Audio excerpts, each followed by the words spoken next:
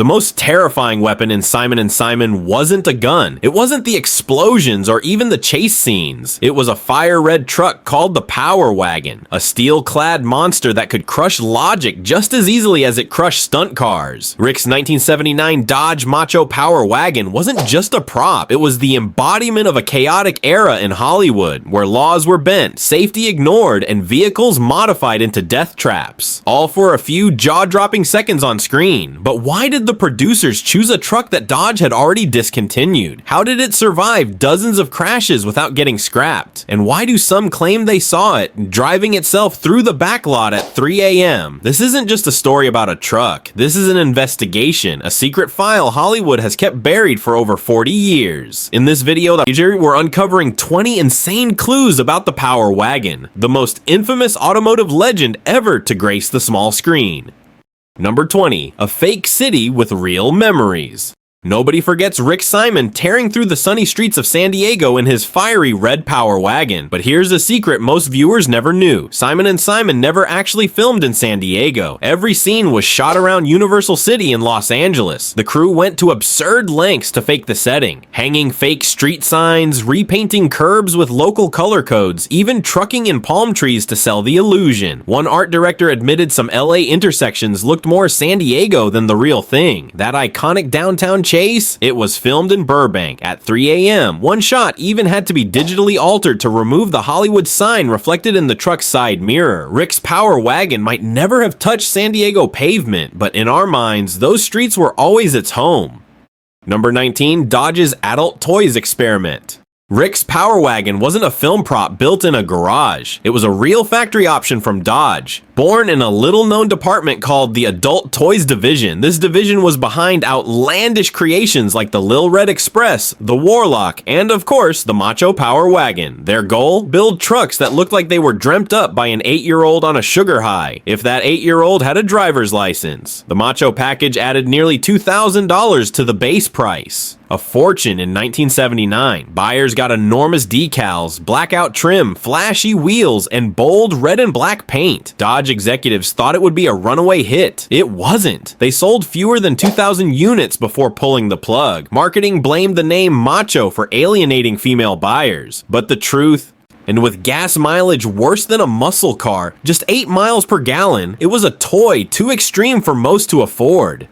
Number 18. The Badge Identity Crisis. If you've ever argued with a friend about whether Rick's truck had a Power Wagon badge or a Dodge Ram emblem, you're both right, because the badges changed constantly. The prop department kept a box of old Dodge emblems. Whenever one fell off, they'd slap on whatever stuck. Some scenes show Power Wagon, others Dodge Ram, and one truck even had a 440 Magnum badge, despite having a 318 under the hood.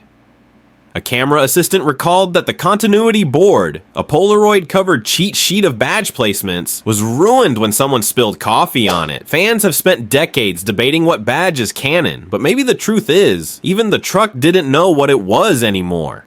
Number 17. The suspension of disbelief. The Power Wagon looked like a beast, but its most dangerous feature wasn't the push bar. It was what lay beneath. A dangerously modified suspension system. To get better camera angles, the stunt team raised the truck by 3 inches, but they didn't reinforce the frame. The geometry was off. Whenever the truck jumped more than 2 feet, the shocks bottomed out, sending metal-on-metal impacts straight into the chassis. 3 stunt drivers refused to do one particular jump in Season 3 after spotting cracks in the frame. A rookie was sent in instead. The truck landed. The frame snapped in half. The driver spent 6 weeks in traction. The footage, it made the final cut, too dramatic to leave on the cutting room floor.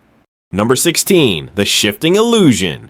Rick Simon was the tough guy, the kind who shifted gears with grit and attitude. But the man behind the wheel, Gerald McRaney, he couldn't drive stick. He failed the manual driving test 3 times and once ruined an entire clutch during rehearsal. So the crew came up with a solution worthy of Hollywood magic. They found an automatic equipped Macho bolted on a fake manual shifter that wasn't connected to anything and rolled cameras. Whenever Rick shifted, he was simply moving a disconnected lever. The real transmission handled the rest, while gear shifting sounds were added in post-production. By Season 4, McRaney had finally learned to drive a manual, but by then, the fake shifter had become part of the character's signature swagger. The illusion was too good to let go. Number 15, the Backlot Ghost. After Simon & Simon ended in 1989, one of the Power Wagons was supposed to be scrapped, but it didn't disappear. It lingered. The truck had no listed owner. It wasn't on any Universal Studios inventory, yet it kept showing up, parked in employee lots, seen in background shots, driving between sound stages, always freshly fueled and fully registered. The strangest moment came in 1994. Security footage captured the Power Wagon cruising the backlot at 3 a.m. with no one in the driver's seat. A lighting technician admitted he'd used it for lunch runs for 5 years, never knowing who it belonged to. The VIN didn't match any studio property. In 2001, the truck vanished overnight. A Reddit post from 2019 claimed it was spotted in a Riverside storage unit, still wearing its push bar and faded Macho stripes. To this day, the ghost truck remains unsolved. Number 14, the illegal push bar. One of the most iconic features of Rick's Power Wagon was its massive steel push bar, the kind that says, "Move or I'll move you." But here's the catch. Frame-mounted push bars have been illegal on civilian vehicles in California since 1973. Too many pedestrian fatalities. The production got around it by registering the trucks as stunt vehicles. But that loophole failed when McCraney was spotted driving the truck to lunch by an off-duty cop. The fine was $200. CBS refused to pay. Filming shut down for 3 days while lawyers sorted it out. They could have removed the bar, but they didn't, because this wasn't just a truck. It was a war machine. Too bold for traffic laws, too wild to be tamed. Number 13, the engine nobody talks about. Most fans assume Rick's Power Wagon packed a roaring 440 big block, but the truth? It ran on a tiny underpowered 318 V8. Why? Because it was the only running Macho available in Los Angeles during pre-production. The crew tried to swap in a 440, but it wouldn't clear the steering box, so they gave up and got creative. They added a fake blower scoop to the hood and dubbed in big block sounds during editing. In one hill climb scene, the truck had to be secretly pulled with a cable because it couldn't make it under its own power. The truck that sounded like a beast was actually struggling just to climb a hill. Hollywood magic at its finest. Number 12, the unrepeatable paint job. Rick's Power Wagon looked fierce in its black and red paint scheme, but keeping it camera ready, that was a nightmare. The red was a fleet-only bright red color Dodge discontinued after 1980. Whenever they needed touch-ups, the crew had to eyeball the color. By season 3, there were 17 different shades of red across various body panels. The black lower half was supposed to be satin, but some trucks looked flat and dusty, others gleamed like show cars. In one episode, the truck changes from matte black to glossy in the same scene, thanks to a mid-shot vehicle swap. Eventually, the paint crew gave up trying to match anything. Every 6 episodes, they just repainted the whole thing. In Hollywood, appearances matter, but this one took an army of painters to maintain. Number 11, the winch that disappeared. If you look closely, Rick's Power Wagon had a giant winch mounted on the bumper, but only in the pilot episode. After that, it vanished. Why? During the first week of filming, the winch was used in a stunt. The cable snapped under load, whipping past McCraney's face and shattering the windshield. The insurance company threatened to pull coverage unless the winch was removed immediately. The producers complied, but instead of replacing the bumper, they left the empty winch pocket, a rectangular scar where danger once sat. That hollow slot appeared in every episode after the pilot. And the winch? It ended up on a crew member's personal Jeep, still wearing a faded tag. Simon & Simon do not remove. Number 10, the Frankenstein truck. After wrecking 2 Machos in season 1, the stunt team stopped replacing them. Instead, they built a monster out of 3 old trucks, the Frankenstein Power Wagon. Its frame came from a 1977 standard Power Wagon. The body was scavenged from a junkyard 79 Macho. The front clip borrowed from a 1981 model. The hood didn't fit, so they used bungee cords painted to match. The doors didn't seal, filling the cab with dust during desert scenes. The truck couldn't pass any safety inspection, so they registered it as agricultural equipment. Here's the twist. The Frankenstein truck outlived all the originals. It became the go-to stunt vehicle for the rest of the series. A stitched-together hybrid that refused to die. The kind of machine only Hollywood could keep alive. Number 9, the $1 million mistake. In Season 4, Episode 12, Rick's Power Wagon smashes through the front of a lavish mansion. But here's what no one knew. They hit the wrong house. A production assistant mixed up the address. The stunt team rammed into the home of a prominent Beverly Hills plastic surgeon. They destroyed $10,000 mahogany doors, shattered a $40,000 chandelier, and obliterated an original painting valued at $800,000. CBS initially refused to pay, claiming it was an intentional act. But after a 3-year lawsuit, they settled for $1.2 million. And the footage? It stayed in the episode, now with the house number digitally altered in post. One address mix-up became the most expensive shot in Simon & Simon history.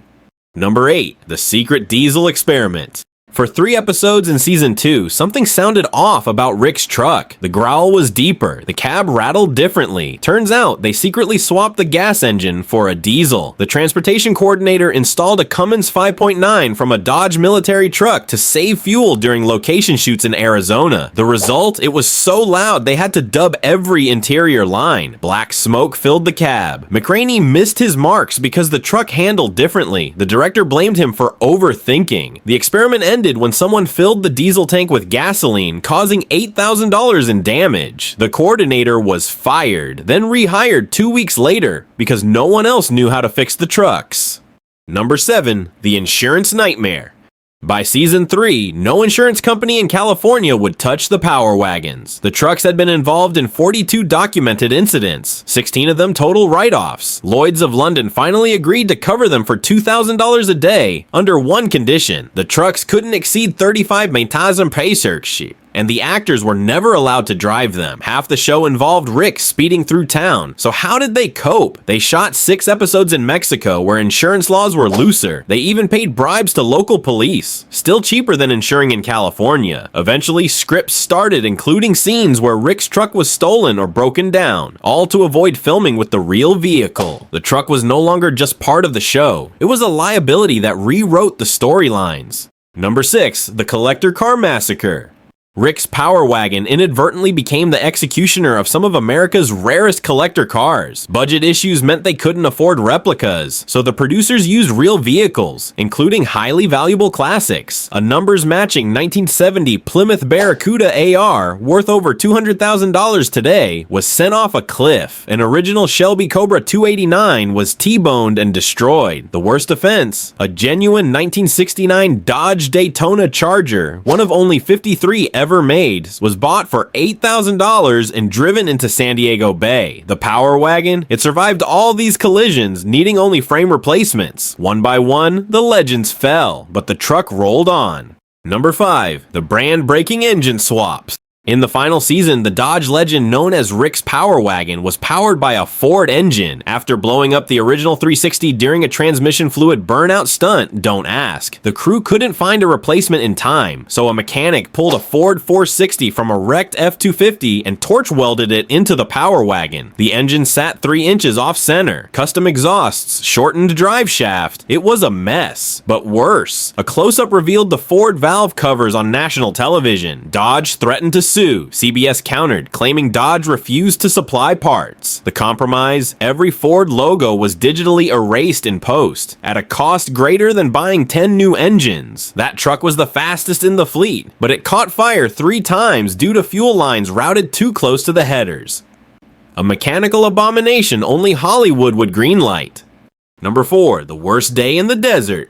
One of the costliest shoot days in Simon & Simon history took place in the Mojave Desert, where the crew made a risky choice. Remove the truck's air filter for a little extra power. They figured it'd only be a short sequence. They were wrong. Within 20 minutes, the engine inhaled so much sand it seized solid at 70 mph, locking the rear wheels and launching the Power Wagon into a spectacular barrel roll. The driver survived. The truck did not. They airlifted a second truck from Los Angeles, which blew its transmission 2 hours later due to overheating. A third truck arrived by flatbed, finished the scene, then threw a rod on the drive home. Total cost for a 43-second scene? 3 trucks, 2 helicopters, 1 medevac, $400,000, 1 day, 3 disasters, but on screen, just another epic chase.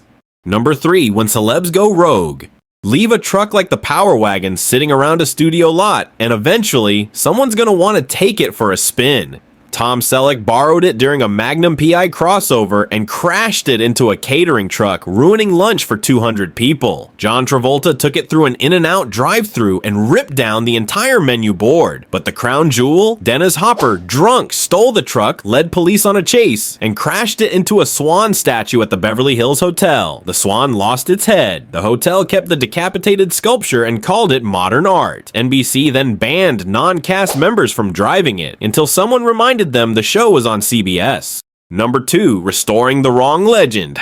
In 2015, a superfan found what he believed was the original Hero truck. He spent $300,000 restoring it, filming every step for YouTube, gaining millions of views. The paint was spectro-matched from old film stock. The interior recreated from archival surveillance footage. He even sourced the exact dodgeball Rick kept in the bed. After 2 years, a VIN check revealed the truth. It was the Frankenstein stunt truck. The real Hero truck had been seized in a DEA raid, discovered hiding 14 kilos of cocaine in its frame. It was crushed in 1991, never to be seen again. The restored truck may not be the original, but today, it's more famous than the real one ever was. Number 1, the darkest secret Hollywood ever hid.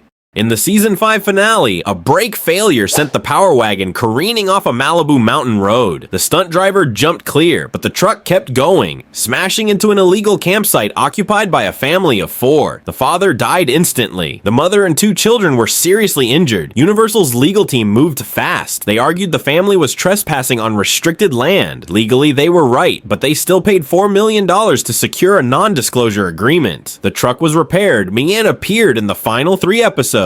The bloodstains on the push bar were painted over, but still faintly visible under certain lighting. The crew member who failed to clear the campsite, he wasn't fired, he was promoted. He now lives in Malibu and less than 5 miles from the crash site. Locals say he hasn't driven a truck since.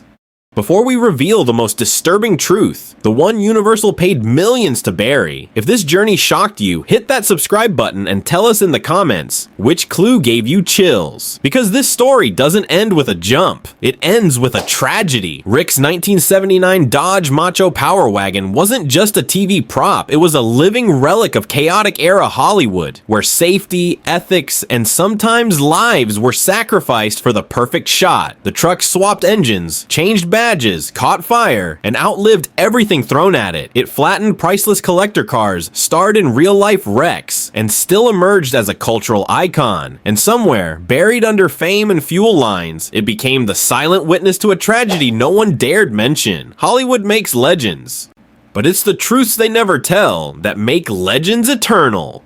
The Power Wagon wasn't just a truck, it was a legacy, a scar, and a roar from the shadows no one could silence.